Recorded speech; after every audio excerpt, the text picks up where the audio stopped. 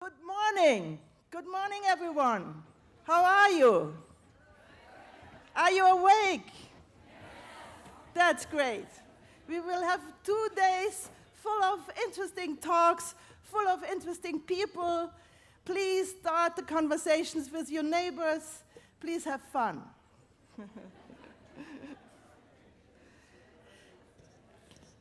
We are here in this wonderful location, Nymphenburg Porcelain Manufacture. We will later hear a little bit about it. And now let me give you my short intro speech. I do this now for 10 years, but I'm still nervous, as you can see. DLD. Just in case you are wondering why we are here, the story and the main topic of DLD is always, how is digitalization changing and shaping our world? Who and what are the drivers of this enormous change we are in the midst in? To ask these questions, I invited lots of shapers and evangelists, doers, and success stories of the digitalization, of the digital revolution, of the digital economy. I created and produced DLD to trigger a conversation. To trigger a conversation about the implications of this, what's going on. So let me give you a short look back. When did you hear for the first time of the internet? Something like the internet. Probably around 1995. For me, yeah, it was 1995, less than 20 years ago. Do you remember your first email address? Your first browsing experience? Very strange things. HTTP, hypertext protocol. I'm getting nervous even thinking of it. 1995, I had really very little experience with technology. Even I was a little uncomfortable using it. But it certainly caught up with me very quickly. Or rather, as a media manager and a mother of 4 almost digital natives, I had to keep up with this constant developments very quickly. Java, Web 2.0, YouTube, gamification, Facebook, iTunes, Twitter, mobile devices, we can go so on and so on. It's a fact. Nowadays, everyone can be connected to everyone else and have access to all of the world's information. This change, accelerated by disruptive technologies, has enormous implications for how our societies function, for the way we live and behave, for business, education, privacy, transparency, health, and so on. The impact of digitalization transforms our society to the better and to worse. We undergo a huge shift of rules and values. Traditions will be being overruled. Just a little outlook, I'm sure. With sharing and collaboration communities, sharing and collaboration, everything will change. The enterprise of tomorrow will not be our Unternehmen, the corporation of today. Thanks to the developments in artificial intelligence, robots will be common ground in our everyday life. Cars will drive without us. Remember, Sebastian Thrun was here last year. He is the inventor, or he's in the team who invents the self-driving car. And Ina Fried just told us that she sat in this self-driving car. So talk to her. Ina Fried from All Things Deal. Cities will change. Shopping totally changes.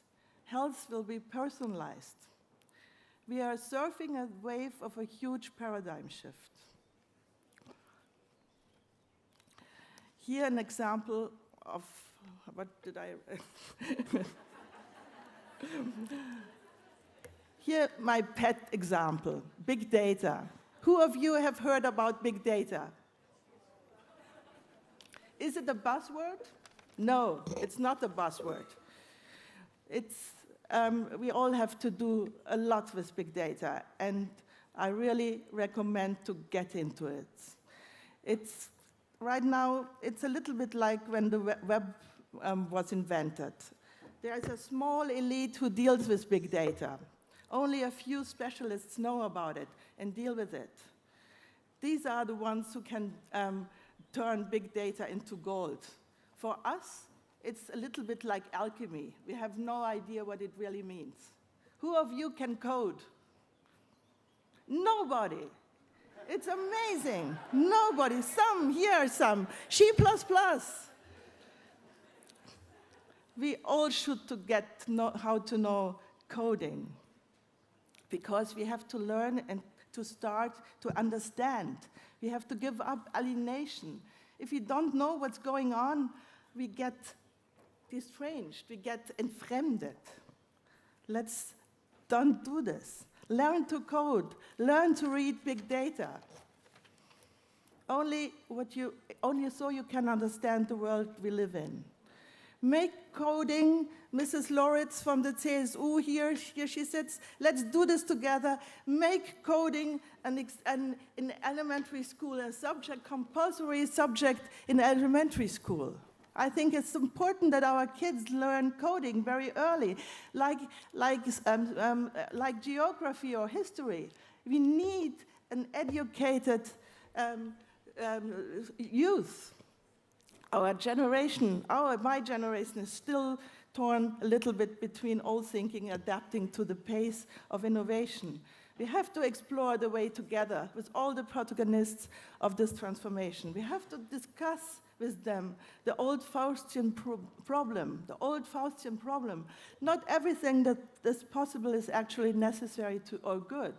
We need to find a human balance when technology seems to overtake. Therefore, curiously and very optimistically, always, DLD brings together the game changers of innovation hubs like the Silicon Valley, Tel Aviv, New York, Istanbul, Munich. We did events everywhere there. Here are my friends of DLD Tel Aviv. Where are you, Ruti and Orly? DLD Tel Aviv, October 14th to 18th. You all have to come. You are invited. And it's really fun. It's a big learning experience. You have to come. So a little bit, in short, this is the DLD story, bringing together the most bright people in order to discuss our future. I'm proud of the truly international thought leadership community DLD is today. I'm proud of you all who are here and have been at DLD before. Looking in this audience, you all stand for what I just experienced. But now to DLD Women. 4 years ago, coming from a traditional media house, Furtwängler-Burda Media, we publish mainly women's magazine, I realized that we are missing the female perspective at our DLDs. Many aspects of the digital transformation process affect women in particular, sometimes in a different way. So this is the reason why Maria and I started DLD Women. For me, it's not a proverbial women's conference talking about how bad men behave or so. No, not at all. We have a different look at these issues of our time. I dare say that we always been DLD is always a little step ahead of the topics we raised and the discussions we kicked off. From triumph of e-commerce 3 years ago, how we shop, to the female quota, Ms. von der Leyen and Vivian, to the immense impact of online education last year. This year, we are here to break new ground. And believe me, the motto has many different levels to explore the next 24 hours. Of course, I couldn't pull a conference like this together with a wonderful team. Thank you, my team. Where are you? Heiko, Alex, Sabine, Moritz, Jeremy, Anna, Franziska, Franzi. I'm very proud of my team. But moreover, I could not do it without my wonderful friend Maria. Maria, where are you? Come. You are the most mindful person I know. And really, I experienced it in many different ways. Maria, you're a great source of inspiration.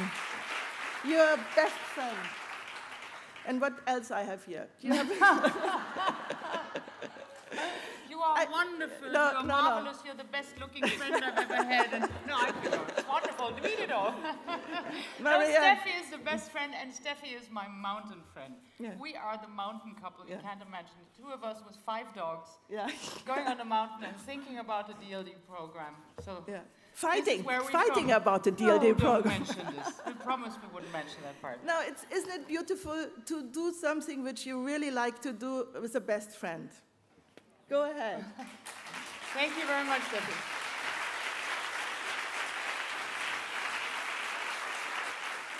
Thank you very much. Yes, thank you. You made me the chairwoman of DLD Women. Definitely something which was, yes, about leaving my comfort zone as an actress, that's for sure. But what would I be without my wonderful, unique co-chairwoman? What would I be without Viviane Reding and Ursula von der Leyen? 2 women, really, I mean, big movers on the European and national level, and 2 women that are always dedicated to bring to the forefront, whenever they can, female issues, although it is not really part of your real domain, is it? I mean, a little bit. You're women, that's for sure. And yes, I'm very, very honored to have you, Viviane, and Ursula at my side. Thank you very much. It's an honor for me. Thank you. Unfortunately, our third co-chairwoman, my third co-chairwoman, Ariana Huffington, can't be with us today. Honest to God, we were initially unaware that it's Ariana's birthday today and that her 2 daughters had planned a surprise getaway for their mother. So on that note, happy birthday to you, Ariana, wherever you are right now.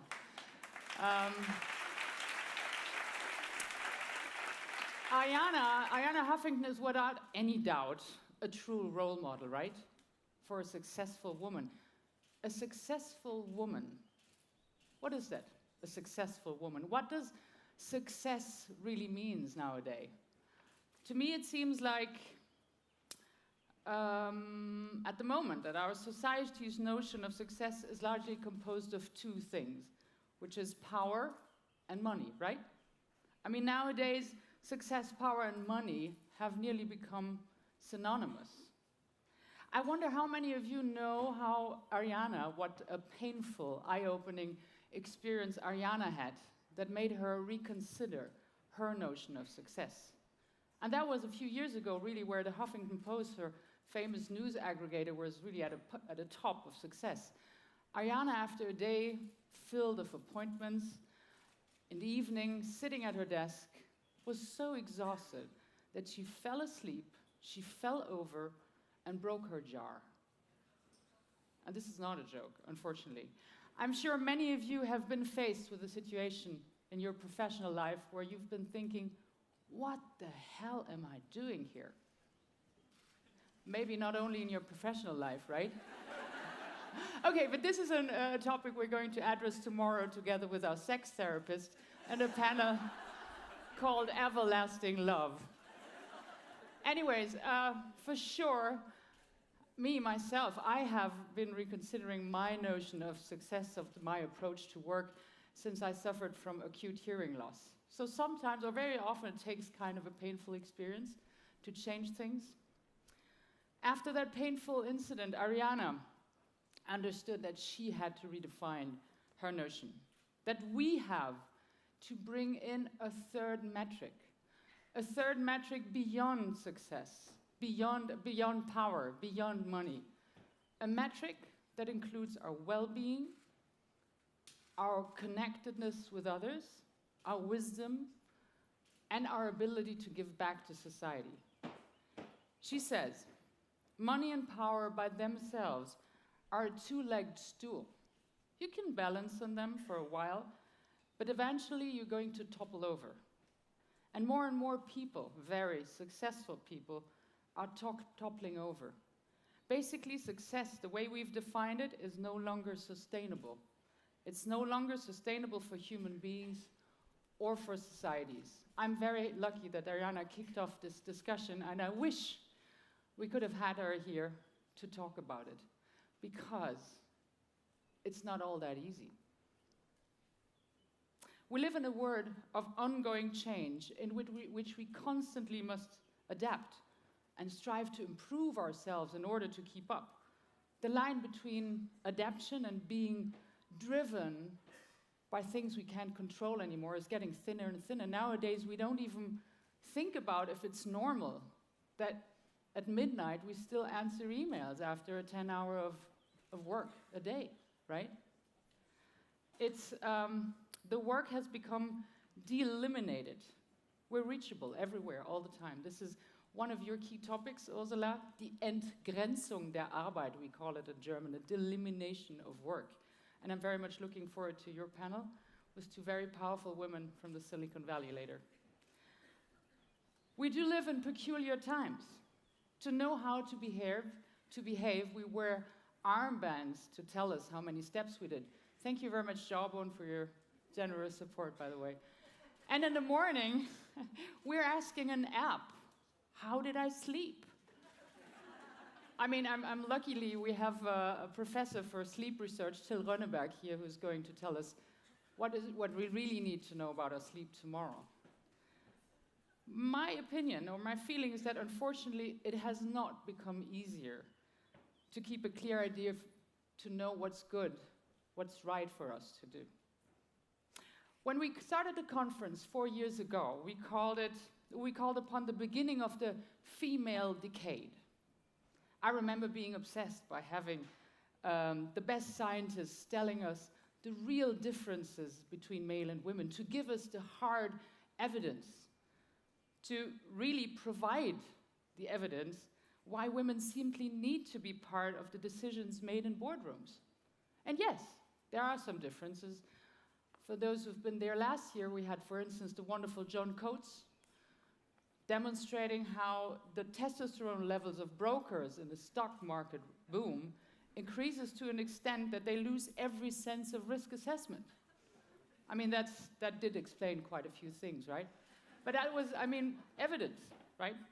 Or behavioral scientist Tanja Singer, wonderful Tanja Singer from last year as well, who showed that under certain circumstances, women do have more compassion than men. Or the wonderful scientist Edgar Elgar from the Uni Bonn, who with his MRI tests could show that we women actually do have a greater plasticity of our brain due to our cyclical hormonal fluctuations.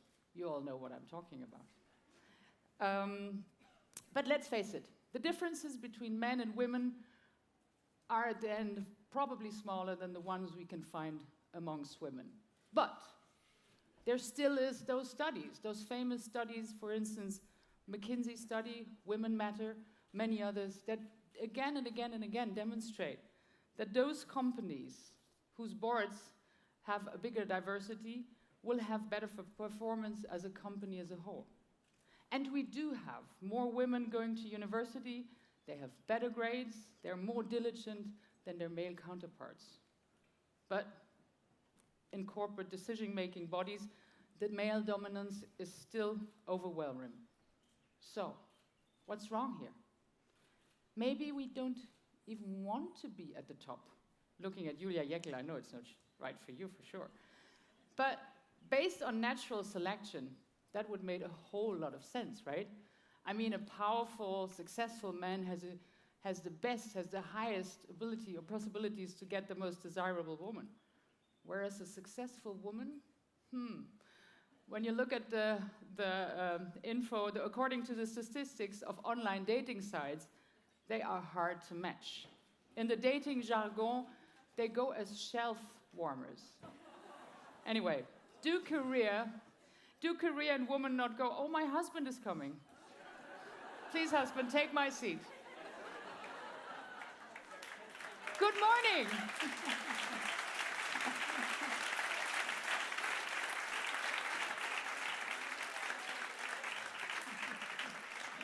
This is the great advantage of being late, right? You get your own entrance clock. Do career and women, Hubert, my dear husband, do career and women go together after all? I know what you would say. No, but that's not what we're here for. Why are only 10% of all the internet startups founded by women? Why the hell is for most of the young girls becoming a model the most, wanted thing to do? Much more than becoming a physicist. Where, by the way, there is certainly a role that media plays in that, the way that women are presented in media, and I'm so happy we're going to address this later in our panel together with you, Julia Leckel and wonderful Susie and so on and so forth. Or is the quota the only way, after all, to get the opportunity to prove ourselves? And I'm happy that Gina Lund from Norway, former minister, is here, who's going to give us some insight. You all know that Norway was the first country to adopt the 40% women on advisory board. So I'm very curious to hear how that has worked there.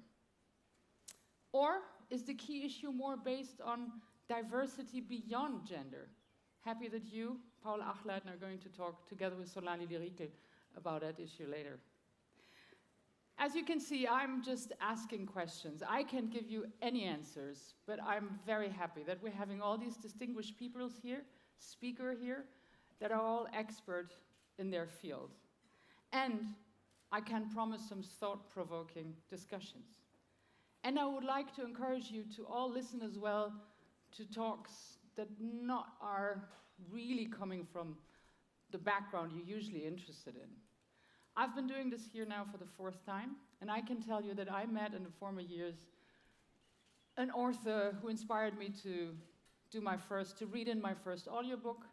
I met 2 producers from London whom I'm hopefully going to make a movie this year together. Hanan, Shamim, where are you?